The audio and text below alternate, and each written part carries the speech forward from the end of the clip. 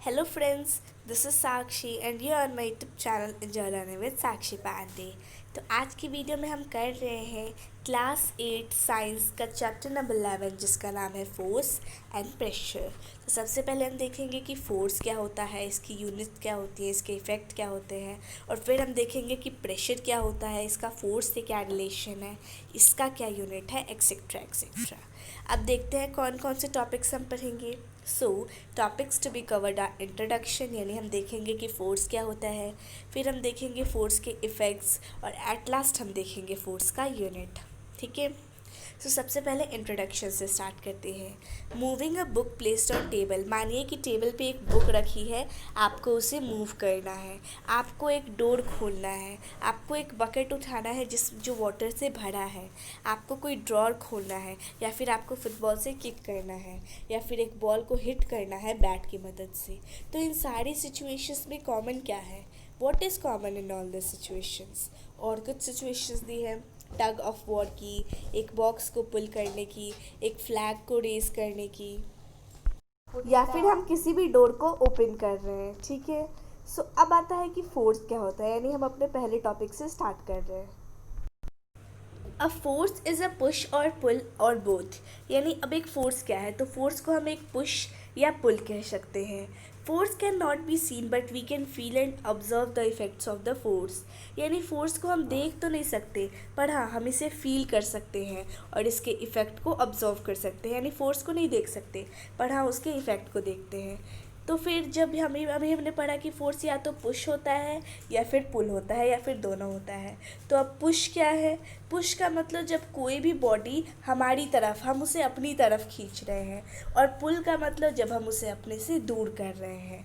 अब ऐसे केसेस देखते हैं जहाँ पे पुश और पुल दोनों का यूज़ होता है, क्योंकि यहाँ पे बोथ भी लिखा है। तो जैसे कि हम गिटार प्ले करते हैं तो नोट्स के हिसाब से कभी हमें स्ट्रिंग को पुश करना पड़ता है, कभी पुल करना पड़ता है, कभी वुड को सॉ करते हैं तब भी ऐसा करना पड़ता है, और जब बोट को रोइंग करते हैं तब भी हमें ऐसा ही करना पड़ता है।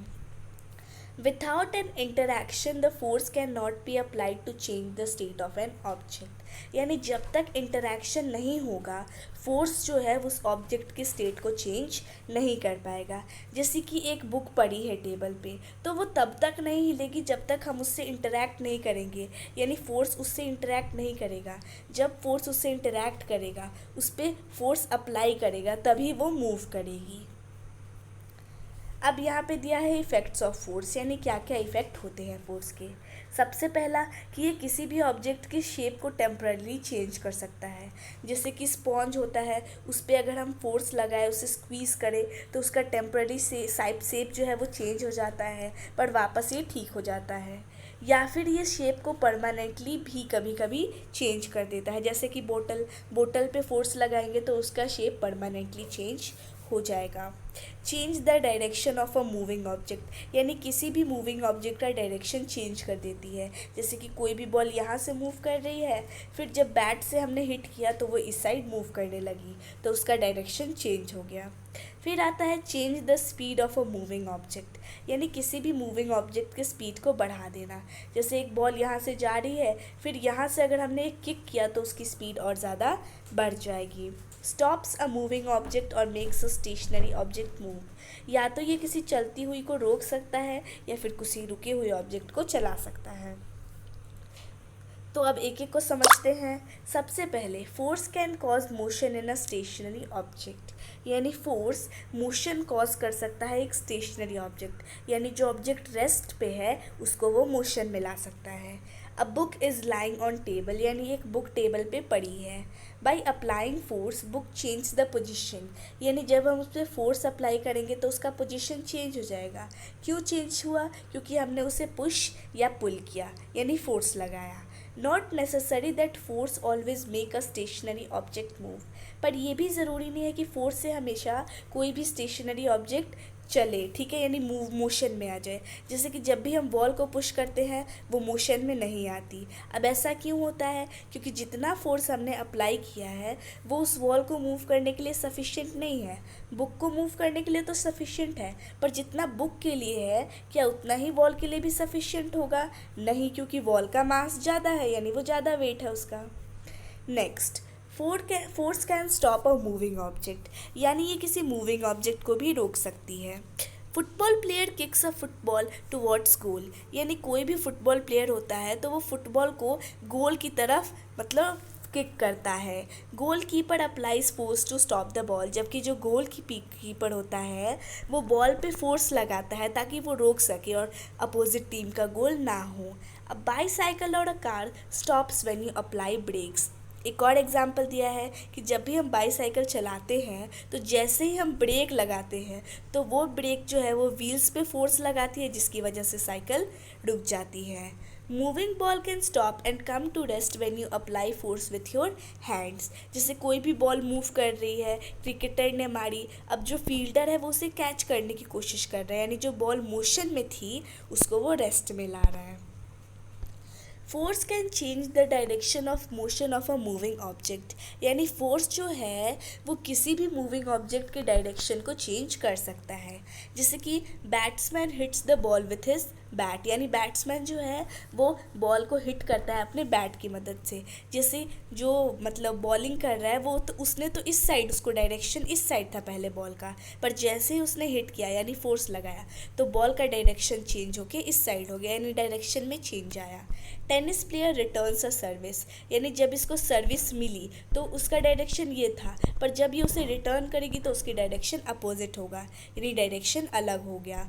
Both are changing the direction of ball by applying force, यानी दोनों ही बॉल का डायरेक्शन चेंज कर रही हैं और चेंज करने के लिए क्या अप्लाई कर रही हैं? Force. Force can change the speed of a moving object. अब फोर्स जो है वो किसी मूविंग ऑब्जेक्ट का स्पीड भी चेंज कर सकता है। Pushing a swing makes it move faster, यानी ये बच्ची झूले पे झूल रही है, अगर हम इस पर और फोर्स लगाएं और ज़ोर से धक्का दें तो जो झूला है उसकी स्पीड क्या होगी? बढ़ जाएगी। Pulling a swing in opposite direction make it slow down, पर वही अगर हम ये काम अपोजिट डायरेक्शन से करें तो इसकी स्पीड कम हो जाएगी। ठीक है, आगे देखते हैं। Force can change the shape and size of N object, यानी फोर्स जो है उससे किसी भी ऑब्जेक्ट का हम शेप और साइज़ बदल सकते हैं। जैसे folding a piece of paper और क्लोथ्स, यानी क्लोथ्स को जब हम फोल्ड करते हैं तो उनका हम शेप बदल देते हैं, और जब हम पेपर्स को भी फोल्ड करते हैं तो उनका भी शेप हम बदल देते हैं।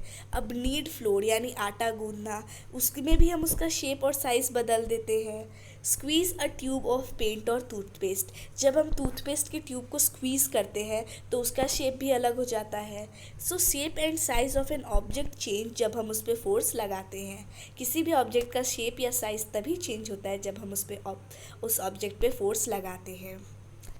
अब हम आते हैं यूनिट ऑफ फोर्स पे, यानी फोर्स की क्या इकाई है। SI unit of force is Newton, यानी फोर्स की जो एसआई यूनिट है, स्टैंडर्ड यूनिट है, वो है न्यूटन, और इसको हम कैपिटल एन से डिनोट करते हैं। 100 gram weight measure on your palm equals to 1 newton, यानी कि अगर आपके पाम पे 100 ग्राम का वेट रखा है तो उसे हम 1 न्यूटन कह सकते हैं, और वही 200 ग्राम का रखा है तो हम उसे 2 न्यूटन कह सकते हैं।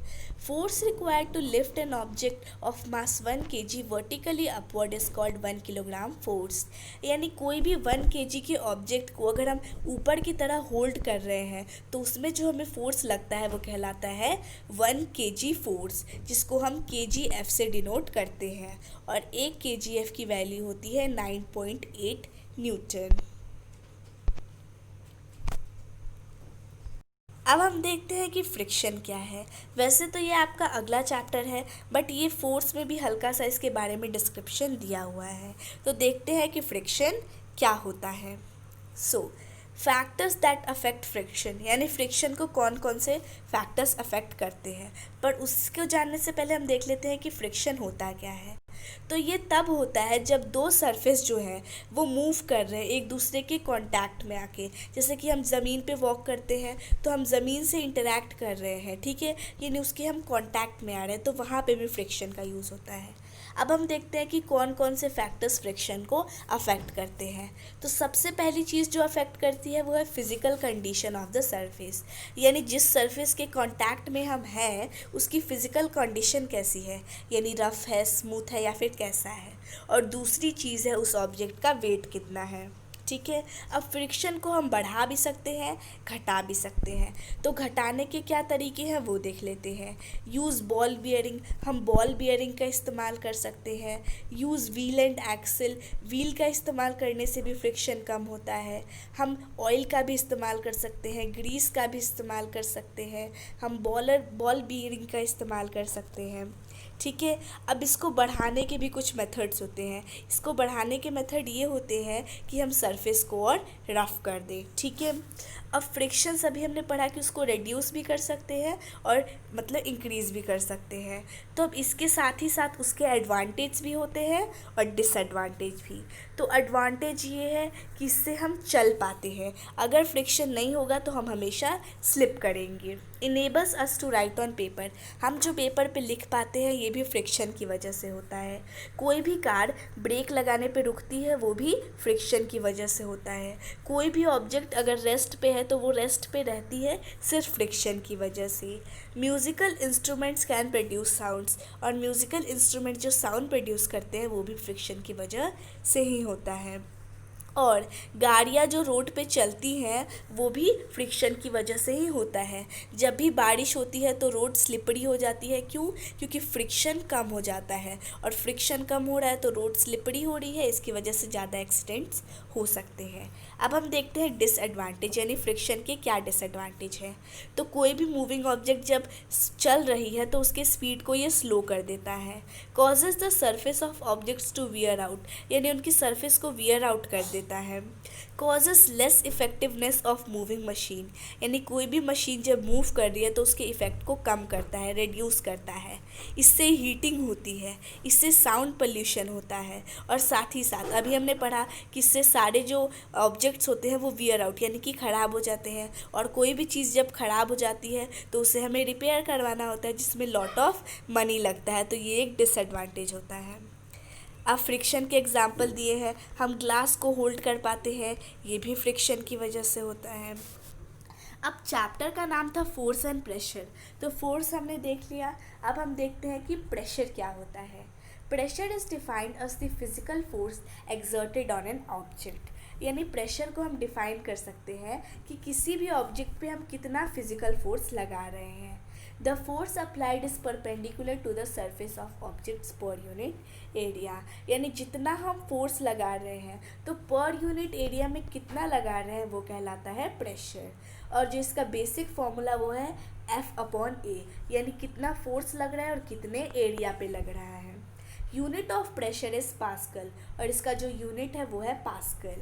अब प्रेशर भी बहुत तरह के होते हैं, absolute, atmospheric pressure, differential pressure और साथ ही साथ गॉज प्रेशर। आगे देखते हैं अब यहाँ पे relationship between force and pressure. तो अब फोर्स और प्रेशर के बीच क्या रिलेशनशिप है, ठीक है। एयर प्रेशर, तो एयर प्रेशर हम पंप का एग्जांपल सबसे अच्छा ले सकते हैं क्योंकि उसकी वजह से हम अपने टायर्स में हवा भरते हैं। तो इसमें हम प्रेशर लगाने के क्या करते हैं, हम उसे पुल या पुश करते हैं, और पुल या पुश क्या कहलाता है, फोर्स। यानी प्रेशर जो है उसका फोर्स के साथ बहुत ही गहरा संबंध है। कैसे? क्योंकि प्रेशर का जो फॉर्मूला है वो भी है force upon area. A force is applied to the pump to produce air pressure, यानी जो प्रेशर हो रहा है यानी एयर का प्रेशर जो लगा रहे हैं उसके लिए हमने उस पर क्या अप्लाई किया है, फोर्स। तो इनके बीच बहुत गहरा रिलेशनशिप है। सो ये था हमारा आज का चैप्टर। आशा करते हैं आपको ये चैप्टर अच्छे से समझ आ गया होगा। Wish you like the video. Thanks for watching the video.